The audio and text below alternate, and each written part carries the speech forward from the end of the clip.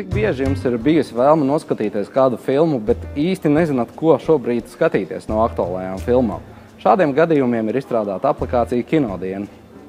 Lūk, mēs esam atvēruši Kinodienas pirmo skatu.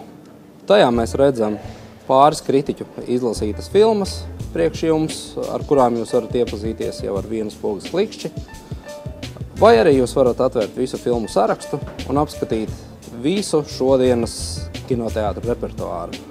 Jūs varat izvēlēties kādu konkrētu filmu un apskatīt, kādos kinoteātros viņi tiek demonstrēti, kā arī kritiķu vērtējumi.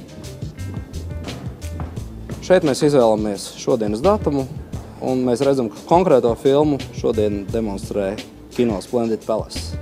Ja mums interesē, kādas vēl filmas šajā kinoteātrī tiek demonstrētas, mēs ar vienu pogas spiedienu nonākam šī kinoteātra skatā, un te jau mēs redzam, ka mums ir pieejamas vēl arī citas filmas šajā kinoteātrī. Ja mums interesē kāds cits datums, mums atliek nomainīt datumu.